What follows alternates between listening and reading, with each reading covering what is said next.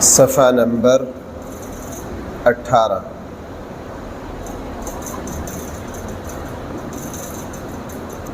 آیت نمبر ہے 78۔ آیت نمبر ہے 78۔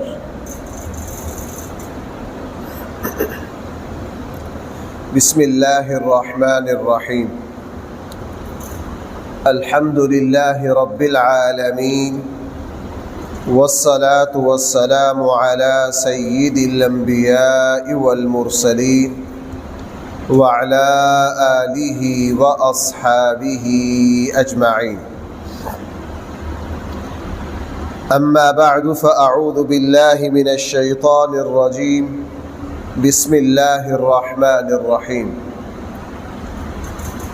وَهُوَ الَّذِي أَنشَأَ لَكُمُ السَّمْعَ وَالْأَبْصَارَ وَالْأَفْئِدَةَ قَلِيلًا مَا تَشْكُرُونَ وَهُوَ الَّذِي ذَرَأَكُمْ فِي الْأَرْضِ وَإِلَيْهِ تُحْشَرُونَ وَهُوَ الَّذِي يُحْيِي وَيُمِيتُ وَلَهُ اخْتِلَافُ اللَّيْلِ وَالنَّهَارِ أَفَلَا تَعْقِلُونَ۔ صدق اللہ مولانا العظیم۔ اس پورے رکوع میں قرآن کریم نے اللہ تعالیٰ کے وجود، اللہ تعالیٰ کی وحدانیت اور تمام کائنات اللہ تعالیٰ کی پیدا کرتا ہے، تخلیق خداوندی کے دلائل دیے ہیں، اور قرآن کی یہ شان ہے۔ بھائی ذرا اس نقطے پر توجہ کرنا، چونکہ اللہ کی ذات ہمیں نہ نظر آ سکتی ہے، نہ سنائی دے سکتی ہے، نہ ہم اس دنیا میں رہتے ہوئے اللہ سے ملاقات کر سکتے ہیں۔ اللہ نے اپنی ذات چھپا رکھی۔ قرآن کریم جب اللہ کی ذات کا تعارف کرواتا ہے،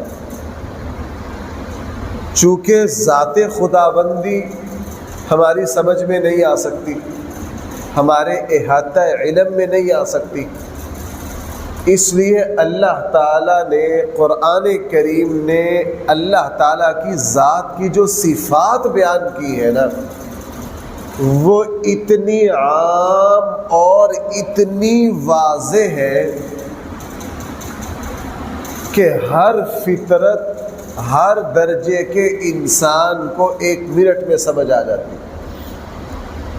آپ یوں کہہ سکتے ہیں اللہ نے اپنی ذات کو تو پردوں میں چھپا لیا، لیکن اپنی صفات کو اتنا عام اتنا کھول دیا تاکہ بندوں کو یہ شکوہ نہ رہے کہ اللہ آپ کی ذات کو تو ہم دیکھ ہی نہیں سکتے۔ اللہ تعالیٰ نے فرمایا تم میری ذات کو میری صفات میں دیکھ لو۔ آپ پھول کو نہیں دیکھ سکتے، اس کی خوشبو سے دل و دماغ تو معطر ہے، تمہیں دیکھنے سے کیا غرض؟ یہاں کریم میں رات کی رانی یا کوئی گلاب موتیے کا پودا لگا ہو اور اس کی خوشبو سے سارا کچھ مہک رہا ہو، تمہیں پھول نظر نہ آ رہا ہو تو تم کیا کہتے ہو یہاں پھول، گلاب کا پھول، رات کی رانی موجود ہے؟ چونکہ اس کی خوشبو سے ہمارے دل و دماغ بھائی کیا ہو رہے؟ معطر ہو رہے۔ ابھی سورج نکلے گا، ہم یہاں بیٹھ کے سورج کو نہیں دیکھ سکتے، ہم تو چھت کے نیچے عمارت کے اندر ہے، لیکن بھائی یہاں جب سورج نکلے گا اس کی روشنی ہم تک پہنچ جائے گی کہ نہیں؟ ہم کہیں گے بھائی سورج موجود ہے، اس کی برکتیں ہم تک پہنچ رہی ہیں۔ یہی معاملہ اللہ تعالیٰ کی ذات کا ہے۔ اللہ نے اپنی ذات کو چھپا کر اپنی صفات کو عام کر دیا، ہر کسی کی سمجھ میں آنے والی بنا دیا۔ اب اس پورے رکوع میں دیکھیے اللہ تعالیٰ کی صفات کو قرآن کس طرح بڑے دو ٹوک اور واضح انداز میں میرے اور آپ کے سامنے رکھتا ہے۔ قرآن کریم نے ارشاد فرمایا وَهُوَ الَّذِي، وہ اللہ ہی ہے، اللہ کے علاوہ اور کوئی نہیں ہے۔ الذی الگ ہے، ہوا الگ ہے، وہ ہی ہے، صرف اور صرف اللہ ہی ہے۔ انشأ لکم السمع والابصار والافئدہ، جس نے تمہارے کان، آنکھیں اور دل پیدا کیا۔ بھائی یہ چیزیں کس نے پیدا کی؟ کسی ہندو سے پوچھو وہ بھی یہی کہتا ہے، سکھ سے پوچھو وہ بھی یہی کہتا ہے۔ انسان کہتے ہیں جی دنیا میں جمہوریت ہے، اکثریت کی بات چلتی ہے، چلو ٹھیک ہے جی جمہوریت کو لے لیتے۔ انسانوں کی اکثریت اللہ کو ماننے والی ہے یا نہیں؟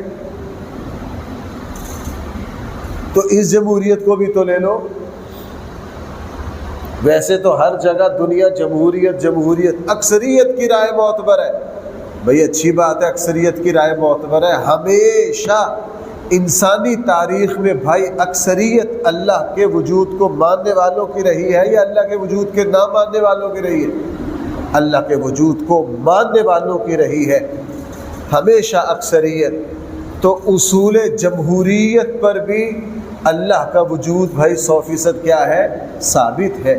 اس لیے فرمایا وہ اللہ ہی ہے جس نے تمہارے لیے کان، آنکھیں اور دل پیدا کیا۔ قلیلا ما تشکرون، لیکن تم میں بہت تھوڑے ہیں جو اس کا شکر ادا کرتے ہیں۔ بھائی ذرا اس جملے کو سمجھنا، قرآن نے کیا کہا؟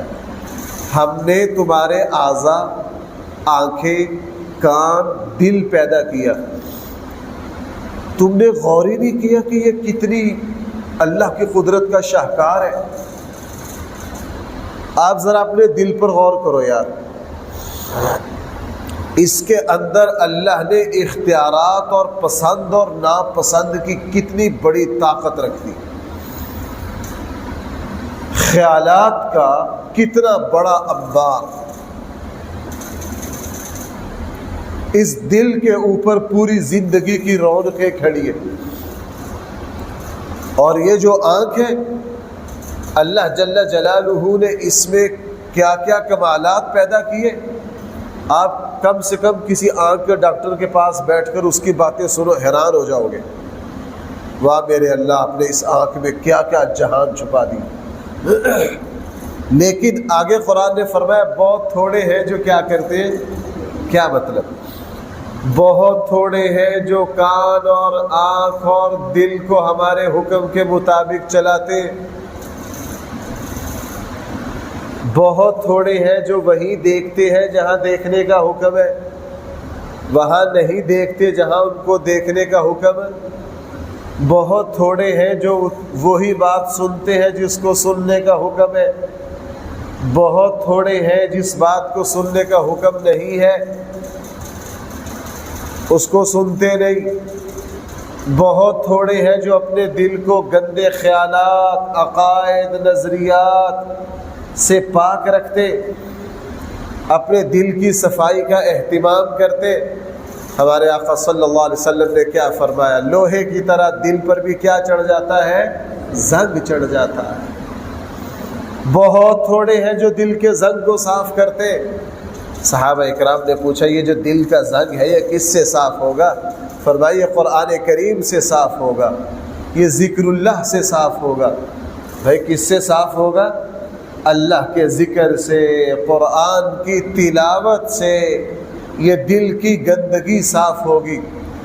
قلیلا ما تشکرون، بہت تھوڑے ہیں جو شکر ادا کرتے ہیں، یعنی اللہ کی دی ہوئی نعمت کو ویسے ہی استعمال کرتے ہیں جیسے اللہ نے دیا۔ بھائی جیسے کس نے دیا؟ اللہ نے۔ اگلی بات، قرآن کریم نے ارشاد فرمایا بہت تھوڑے ہیں جو شکر ادا کرتے، یعنی یہ بھائی ذرا غور کرنا اس پر، یہ آنکھیں، یہ کان صرف دیکھنے اور سننے کے لیے نہیں ہے۔ اگر دیکھنے اور سننے کے لیے ہی صرف ہوتی تو پھر انسان اور حیوانات میں کوئی فرق نہیں ہے۔ بس صرف انسان ہی سنتا ہے یا انسان کے علاوہ دوسری مخلوق بھی سن لیتی ہے؟ بلکہ اب تو سائنس نے ثابت کر دیا یہ پرندوں کی، جانوروں کی قوت سماعت بہت اعلیٰ ہے۔ اب کتا وہ آوازیں سن لیتا ہے جو انسان نہیں سن سکتا، جو انسان نہیں سن سکتا۔ میرے ایک دوست ہے، اس کو کتے رکھنے کا بڑا شوق ہے۔ مجھے جب بھی میرا وہاں جانا ہوتا ہے وہ عجیب عجیب باتیں بتاتا ہے، پھر دکھاتا ہے کہ دیکھو جی۔ اس نے کہا مفتی صاحب یہ میرا تجربہ ہے، ہم حویلی کے اندر بیٹھے ہیں، دیوار سے باہر کوئی چور ہے، ہمیں نہ وہ سن رہا نہ ہم دیکھ رہے۔ کہنے کے کتے پہلے بے چین ہو گئے، چوکس ہو گئے۔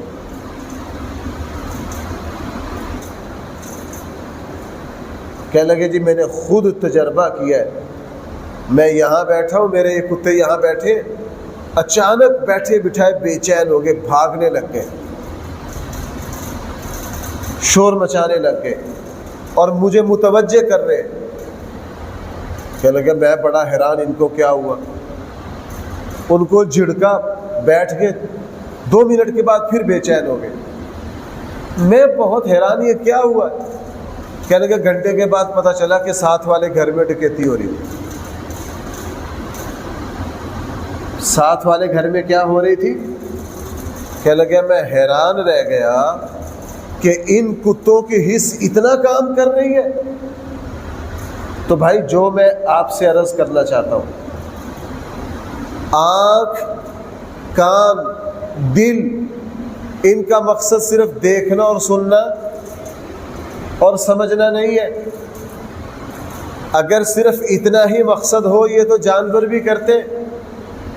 اصل میں اس آنکھ اور اس کان کا اصل مقصد یہ ہے کہ اس نظام کائنات کو دیکھ اور سن کر یہ اس نظام کو بنانے والے تک پہنچ جائے۔ اس آنکھ میں یہ نور موجود ہو، جب یہ پہاڑوں کی، دریاؤں کی، سمندروں کی، صحراؤں کی، باغات کی سیر کرے تو اس نظام کے پیچھے جو ہستی ہے اس کو بھائی کیا کر لے؟ دیکھ لے۔ اگر اس نے دیکھ لیا تو ہم کہہ سکتے ہیں اس آنکھ کو واقعی دیکھنا آتا ہے۔ اگر نہ دیکھا تو یہ بھینس کی طرح کا دیکھنا ہے، یہ گدھے کی طرح کا دیکھنا ہے جو چارے کے علاوہ کچھ اور دیکھ نہیں سکتا۔ اگر اس کان نے صرف دنیا کی باتیں سنی لیکن اپنے کان کے ذریعے علم کو سن کر اس کائنات کو پیدا کرنے والے تک یہ کان مجھے اور آپ کو نہ لے کر گئے تو بھائی یہ کان پھر گدھے کی طرح صرف سننے والے ہیں، بکری کی طرح سننے والے ہیں۔ حقیقت میں یہ کان، بھائی 9ویں پارے میں کافروں کے بارے میں قرآن کیا کہہ رہا ہے؟ لَهُمْ قُلُوبٌ لَا يَفْقَهُونَ بِهَا وَلَهُمْ أَعْيُنٌ لَا يُبْصِرُونَ بِهَا۔ کافروں کی آنکھیں ہیں لیکن دیکھتے نہیں۔ بھائی آپ نے کسی کافر کو دیکھا ہے کہ اس کی آنکھیں اندھی ہو؟ کافروں کو نظر آتا ہے کہ نہیں؟ قرآن کیا کہہ رہا ہے؟ بھائی ذرا غور کرنا، قرآن کافروں کے بارے میں کہہ رہا ہے لَهُمْ آذان، ان کے کان ہیں، لا يسمعون بها، سنتے نہیں۔ تو بھئی کافروں کے کان نہیں سنتے؟ کوئی کافر آپ کو پکڑ لے، اسے کہے یار میرے کان سنتے ہیں، تمہاری کتاب کہہ رہی ہے کافروں کے کان نہیں سنتے، میرے تو سنتے، تو آپ اس کو کیا جواب دیں گے؟ جناب سننے سے سننا مراد نہیں ہے۔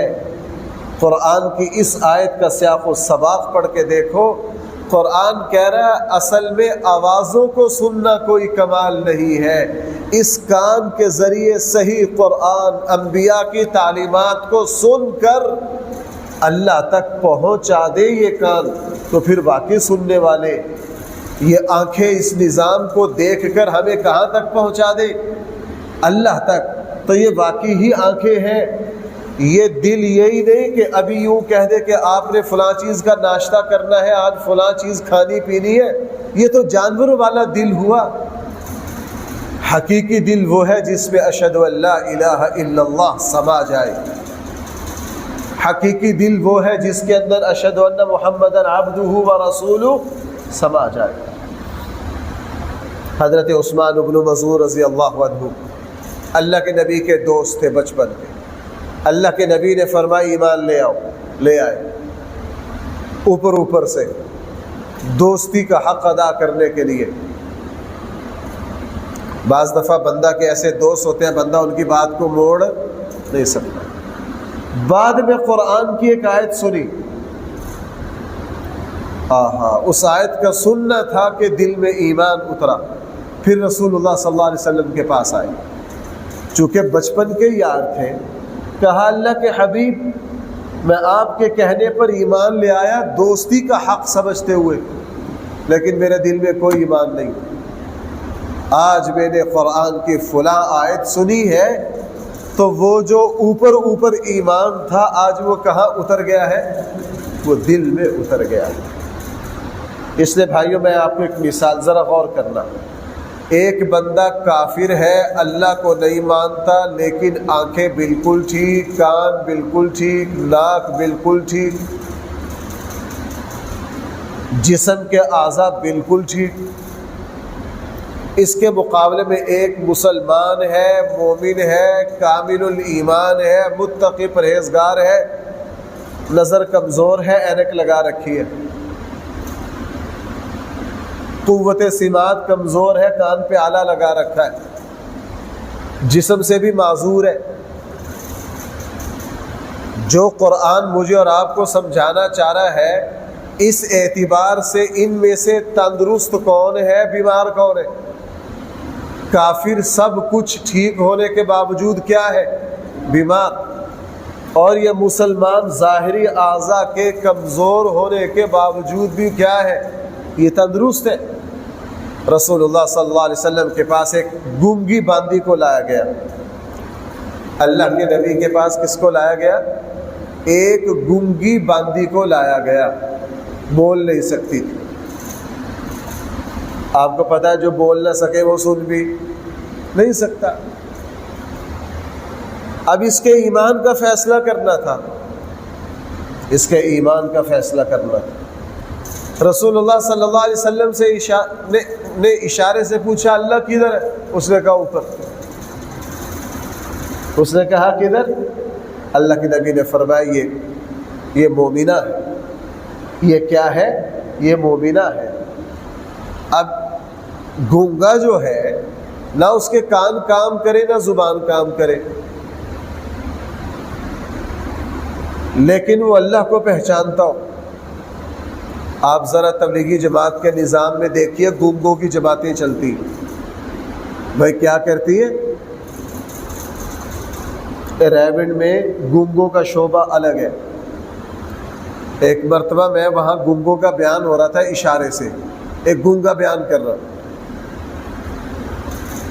تو ہمارے ڈسکا کے ایک دوست ہے، وہ ترجمان ہوتے ہیں، ان کو گونگوں کی زبان پوری آتی. میں نے اسے ویسے پوچھ لیا یہ کیا کہہ رہے؟ وہ میں حیران رہ گیا. اس نے جب مجھے تشریح کر کے بتائی نا یہ اللہ تعالیٰ کی توحید پر یہ کچھ کہہ رہا ہے، میں نے کہا واہ واہ سبحان اللہ. وہ بڑا پڑھا لکھا گونگا تھا، اس نے اشاروں میں دوسرے گونگوں کے سامنے پونا گھنٹہ بیان کیا، اور اس نے مجھے موٹا موٹا خلاصہ بیان کیا. اور بیان کرتے کرتے اس نے امام اعظم ابو حنیفہ کا وہ جو مناظرہ ہے نا دہری کے ساتھ اللہ کے وجود والا، بڑی تشریح کے ساتھ اس کو بیان کیا. میں جب اس طرح کی آیات پڑھتا سنتا ہوں نا تو میں سوچتا ہوں ہے وہ گونگا، نہ کان کام کرتے نہ زبان کام کرتی، لیکن بھائی حقیقی معنی میں وہ گونگا نہیں ہے، حقیقی معنی میں وہ بہرا نہیں ہے.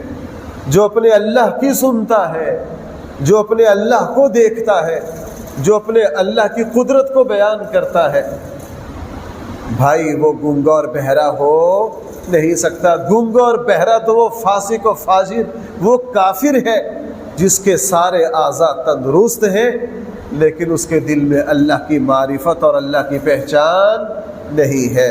اب اس آیت پہ دوبارہ غور کیجئے. قرآن فرما رہا ہے وَهُوَ الَّذِي، وہ اللہ ہی ہے، أَنشَأَ لَكُمُ السَّمْعَ، جس نے تمہارے لیے کان پیدا کیے، کوئی کہہ سکتا ہے خالی ہمارے لیے کہاں پیدا کیے، کان تو بھینس کے بھی ہے، گدھے کے بھی ہے، بکری کے بھی ہے۔ فرمائے نہیں نہیں، تمہارے اور جانوروں کے کانوں میں فرق ہے، وہ صرف سن سکتے ہیں لیکن سنانے والے کو سن نہیں سکتے۔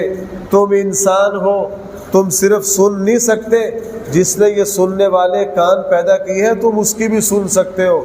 والابصار، اللہ تعالیٰ نے تمہاری آنکھیں پیدا کی، صرف تم دیکھتے نہیں بلکہ جس ذات نے آنکھیں پیدا کی ہے تم اس کو بھی کیا کر لیتے ہو، قدرت خداوندی کے ذریعے دیکھ لیتے ہو۔ والافئدہ، اور اللہ تعالیٰ نے دھڑکنے والا دل رکھا۔ بھائی یہ دل تو ساری مخلوق میں ہے، نہیں نہیں، مخلوق کے عام جانوروں کے سینوں میں دل ہے لیکن ایمان نہیں، اشہد ان لا الہ الا اللہ نہیں۔ اس لیے ایک مومن کا دل ہی اصل دل ہے۔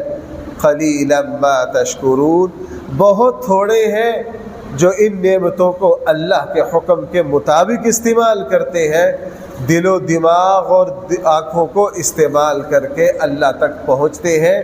بھائی ایسے بہت تھوڑے ہیں۔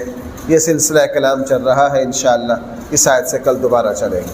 اللہ تعالی ہم سب کو صحیح فہم عطا فرمائے۔ الحمدللہ رب العالمین، والصلاة والسلام على سید الانبیاء والمرسلین وعلى آلہ واصحابہ اجمعین۔ ربنا آتنا فی الدنیا حسنہ وفی الآخرۃ حسنہ وقنا عذاب النار۔ صلی اللہ تعالی علی خیر خلقہ سیدنا و مولانا محمد وآلہ واصحابہ اجمعین برحمتہ۔